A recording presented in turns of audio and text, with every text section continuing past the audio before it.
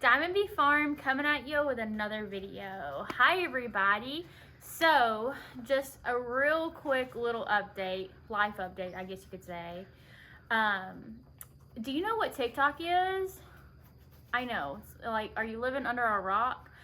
Anyway, long story short, my mother used a banana and a blueberry bush and she did something to it, and long story is she's become TikTok famous. Like, that video that she posted has blown up, and we have gotten so many different like followers on TikTok who have also translated over to our YouTube channel and who have started following us on this platform as well. So we just want to say thank you to everybody who has viewed our TikToks, and we hope that we can post a lot more content on there. Anyway, so this is just going to be a quick little update on some of my flowers. And then I'm also going to give you some tips on your aloe plants. So these look a little rough. These are my spider plants. I kind of did a boo-boo and I left them out in the sun for about a week until it dawned on me these don't take full sun. They take indirect sunlight. So I moved them in the barn where they get tons of indirect sunlight. And even though these plants look very, very rough, they are starting to form so many new plant babies. Look at that, guys. Aren't they just beautiful? So, I'm not prepared to cut the pups off of the plants just yet. I hope that's going to be another video in the future. But what you do is you basically just cut it off and plant it, and you have a new spider plant. So these plants are super easy and they repopulate so quickly. So moving on, I'm going to teach you two of my favorite ways to propagate some aloe. So I have a plant that is getting fairly large, not too large for its container, but I'm going to show you what I've done to the majority of all of these other plants, okay? So, your aloe produces pups as well. I have not took the best care of this aloe, but it's still doing really fantastic. Actually, if you want to look right here, there's a new pup that is starting to grow. Okay, so what I'm going to do is I'm going to do two different methods. I'm going to use one where I propagate a leaf. So I'm going to cut it right there. Just cut it however you want. Okay. I'm going to lay that right there. And then the next way of propagating is I'm going to take this big plant. Oops. And sometimes casualties happens, but we can propagate this one too. I'm going to take this large pup and I'm going to just reach as far as I can down, and I'm going to cut. Look at that root system, y'all. Isn't that awesome? So, aloe produce pups as well, just like your spider plants. And they have a big main root right here, which is the one I cut that comes from the mother plant. But the pup will actually produce little roots of its own, which means that it can stand alone. It just has to be cut off of the mother plant.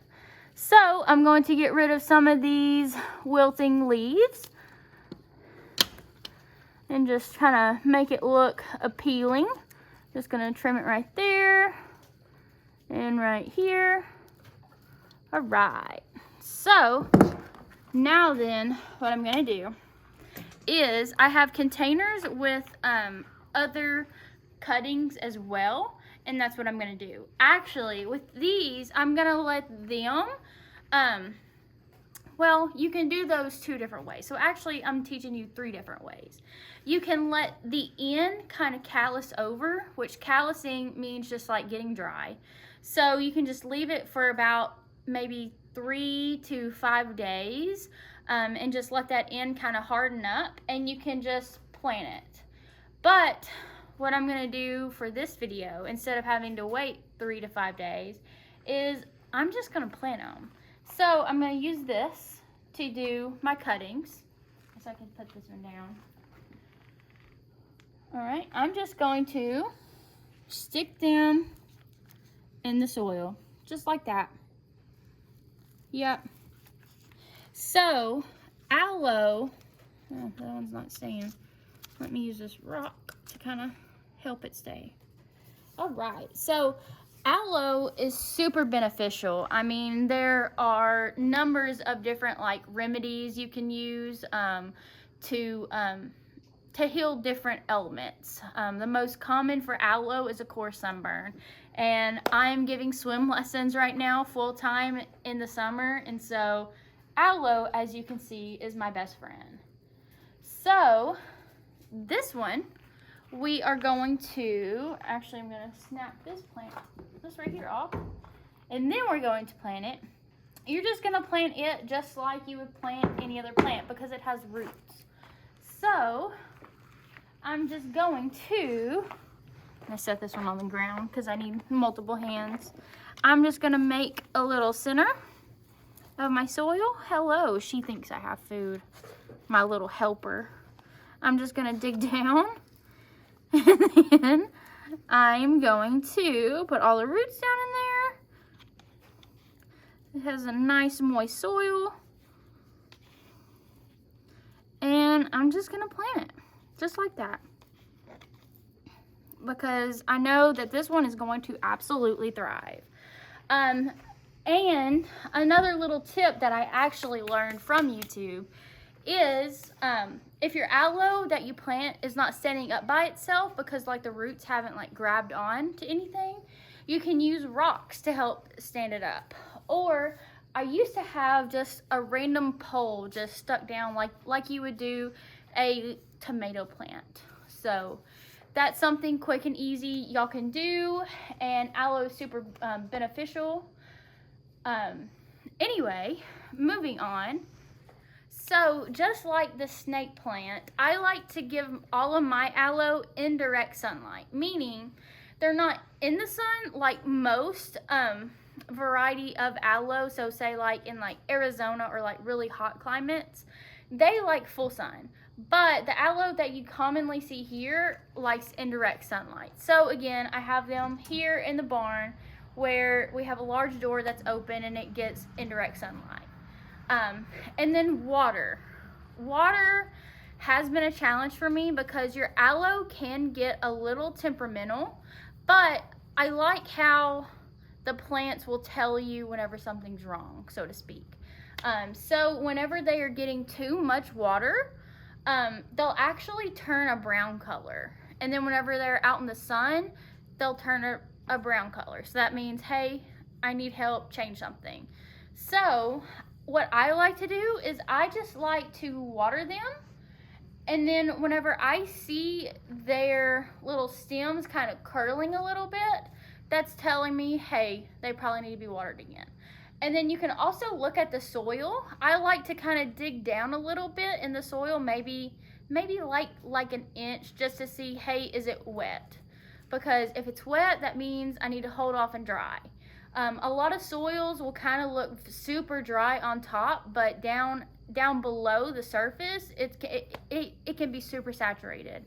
So I just try to be mindful about watering these, because after we brought them out from the greenhouse, it was like, okay, how am I gonna balance what they need? And then another really cool thing, and this is why I love the aloe plant, is you don't have to fertilize it. Some people say that you can fertilize them once after you get them out of the greenhouse, but really aloe is just good to go. So that's it on what I have today. I hope you enjoy. And hey, if you don't mind, please subscribe to our channel. Click that notification bell and like this video if you've made it this far. And leave us a comment and tell us, hey, I found you on TikTok and I think your TikTok is awesome, because we would love to hear from you. And if you have a TikTok, go over there and just follow us. We try to post every other day, but yeah, we are loving loving this summer weather and getting to do stuff that we love. So we will see you in the next one. Bye, everyone.